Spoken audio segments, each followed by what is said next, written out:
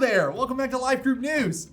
I'm the usual host, Travian Weems, and guess what? Today, we get to go right back into the Gospel Project. But before that, I got a few quick announcements. So, the experiment, it's happening. I'm gonna be blowing stuff up, so if you hear a loud boom from your house, you know where that's coming from. And then I'm also gonna be setting stuff on fire, and you guys are gonna be building some great projects. I know one of the projects that we're gonna be building is a lava lamp. You guys are gonna be making a homemade DIY lava lamp. It's gonna be so cool, but without the electricity. So it's gonna be bubble, it's gonna do everything. You're just not gonna have a light or anything. You can shine a flashlight or anything, but it's gonna be cool. It's gonna be great. It's gonna be real awesome. It's gonna be real fun. It's gonna be so cool. But we're gonna be talking about how God protects us through all the trouble, through all of the strife, through all of it, as long as we accept Him. When we have Him, we put on the whole armor of God. He protects us through everything. It's gonna be awesome. With that being said, with us hopping back into the Gospel Project, let's recap on what we talked about all the way from the beginning of Life Group News. Very beginning, we talked about creation, Adam and Eve being created and given dominion over the entire earth. Then we move on to this guy named Noah. After Cain and killed Abel, we move on to this guy named Noah who built a flood. Move on to this guy named Noah who built an ark to protect the people from the flood. It was rain for 40 days and 40 nights, and God promised to never make the place rain again. And then these people tried building the Tower of Babel. And then God was like, looks like you guys aren't gonna scatter like I told you to, so here you go, I'm gonna make you scatter. So He created languages. Boom, people are scattered all across the earth. Then we fast forward a little bit, we get to Abraham. Abraham is one that God made a covenant with and said, hey, I'm gonna make your family as numerous as the stars. And those people became the Israelites. So cool. And then the Israelites moved down, we move on to this guy named Moses. We're fast forwarding a lot, but it's okay.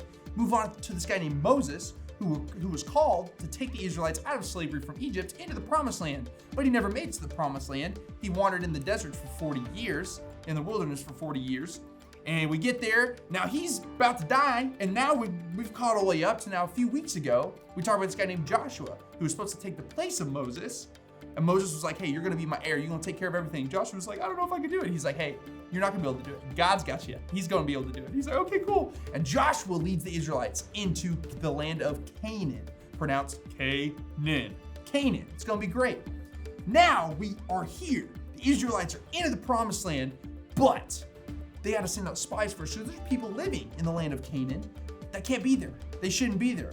So Joshua sends these 2 spies in, right? And then they go in there, but all of a sudden they're about to get caught. And we see this lady named Rahab come in. She does an amazing thing and believes that God will win the battle. So check out this video about Rahab and these spies.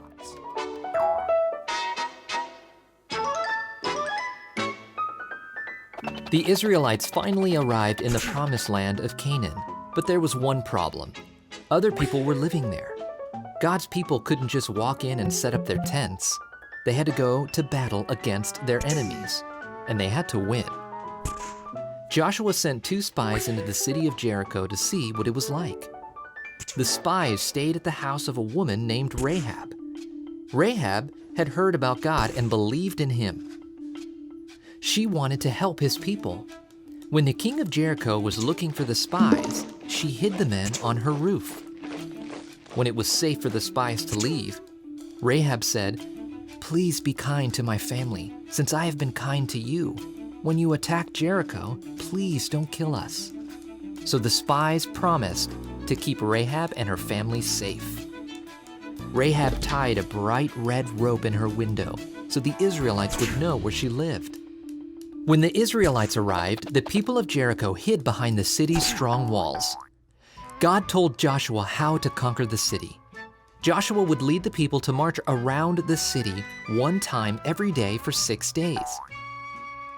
On the 7th day, they would march around the city 7 times, and the priests would blow their trumpets. All the people would shout, and the walls of Jericho would fall down. Then the Israelites could go into the city and take over. So Joshua commanded the people to march around the city 1 time. The priests blew the trumpets, but not one of the Israelites spoke or made a sound. Then they returned to their camp, and they did this for every day for 6 days. On the 7th day, the Israelites got up early and marched around the city 7 times. On the 7th time, when the priests blew their trumpets, Joshua said, "Shout, for the Lord has given you the city." So the people shouted, and the wall fell down flat. The Israelites went into the city and captured it. They kept Rahab and her family safe because she had helped the spies. Rahab and her family lived with the Israelites from then on. God was with Joshua, and everyone in the land knew of Joshua and what he had done. By faith, Rahab believed God would win the battle. When the Israelites attacked Jericho, Rahab and her family received mercy and became part of God's people. Jesus has won against sin and death. Everyone who trusts in Jesus receives mercy and becomes part of God's family forever. That was so cool. Rahab, being a sinner herself, as we're all human, believed that God would win the battle. She hid the spies, and God said, "Hey, I will redeem you and your family. You will become part of my family." So cool. That is a miracle. A miracle is something that only God can do. We can't do. I can't perform a miracle, but God through me can. God performs miracles all the time. And I challenge you, my challenge for you this week is to look around and see all the miracles in your life. Because let me tell you what, there's one miracle you probably don't even know about. The miracle of life. When you woke up this morning, that was a miracle in and of itself for you to be able to open your eyes and to be able to worship God for another day. Because each day his mercies are new.